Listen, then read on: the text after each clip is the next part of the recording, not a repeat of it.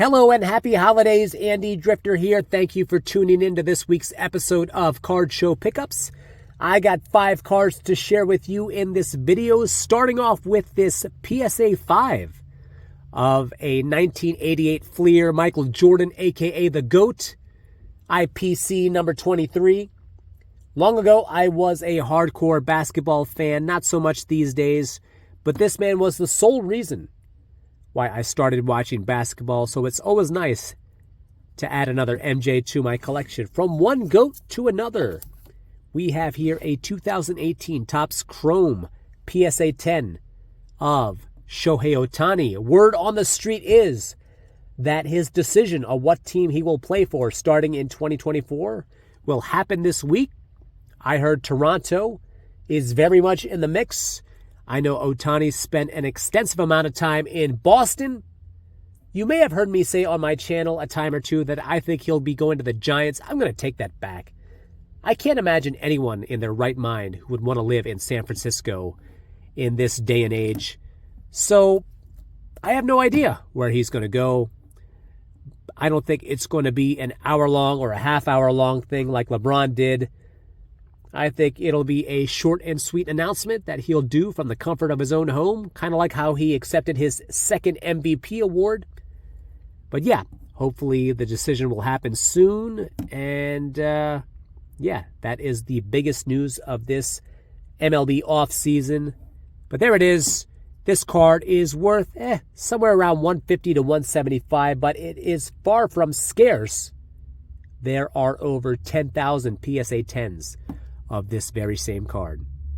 Next up to bat is an auto from Jackson Merrill, who plays shortstop and left field. He was drafted in the first round of the 2021 amateur draft by the San Diego Padres. This past season, between high A and double A, in 114 games, he had 15 home runs, 15 stolen bases, over 60 RBI to go along with 25 doubles, and he posted a .277 batting average. So his career is coming along very nicely. The Padres are starting to become the baseball equivalent of the Dallas Cowboys. So much talent on paper, but when the rubber meets the road, they don't do very much. Now, I realize the Cowboys, they are rolling at the moment, but I am not convinced they will do much come the postseason. This is coming from a diehard Eagles fan, so take that with a grain of salt. But back to Merrill and the Padres, the future is uncertain for Juan Soto. So if he moves on to another team, that could pave the way for guys like Jackson Merrill.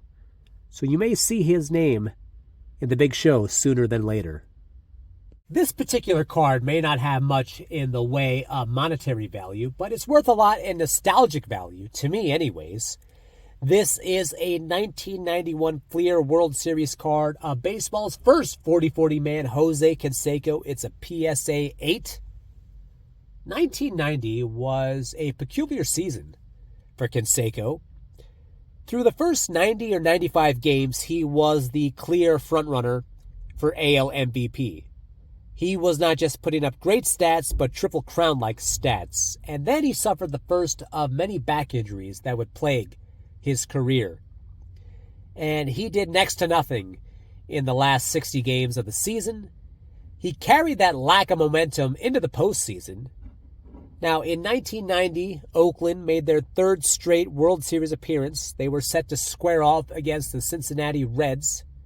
On paper, the A's were a superior team, but they were just awful in that World Series. Canseco, in particular, stunk it up. He was so bad that manager Tony La Russa yanked him and benched him. But as far as his stats during the regular season, he did finish with 37 home runs and over 100 RBI. But there it is. Somebody who I PC, Jose Canseco, 1991 Fleer World Series. As always, I save the best for last. Yesterday, I had the pleasure of meeting one of my all-time favorite Phillies players, John Kruk. And he was kind enough to sign this 2023 Allen and Ginter card.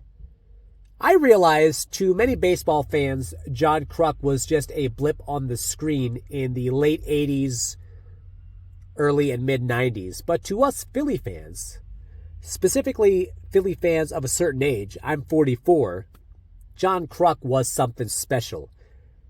Now, he started off his career with the Padres. By the time he got to Philly, his belly started to expand.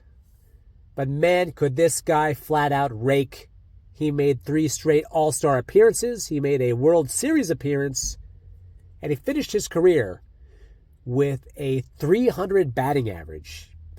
Got a chance to chit-chat with him just for a few minutes. I told him how much I admired him and how much I enjoyed the 1995 film The Fan. And he had a small role in that movie. And then he went off telling me this story. And I don't want to ruin the movie for you if you haven't seen it. It stars Robert De Niro and Wesley Snipes. But towards the end, mind you, De Niro is the villain in this movie. He gets tackled by the entire team. And John Kruk was the first guy to tackle him. Now, I'm going to assume that Kruk and De Niro are both around 5'10"-ish. But Kruk had him by a few pounds. And I don't think he had any intention of hurting Robert De Niro. But, it's kind of hard to do a fake tackle while trying to make it look realistic. But he went on to tell me that De Niro was so upset that he stormed off the set and he threatened to quit the movie. Obviously, he did finish the movie. And then I asked him, between De Niro, Wesley Snipes, and Benicio del Toro, who did you have the best rapport with? And without a doubt, he said it was Benicio del Toro, who was a huge baseball fan. And he hung out with the extras all throughout the production of the movie. Mind you, in 1995, Benicio del Toro wasn't a big star. At this point, he was starting to turn some heads between his performance in The Fan as well as The Usual Suspects, which was a critically acclaimed movie. To me, I think Del Toro, he is a national treasure who is savagely underrated as an actor. But yeah, Kruk shared that little tidbit with me. That was so awesome. But that is the final card I have for you. An in-person auto from former Phillies, White Sox, and Padres first baseman John Kruk.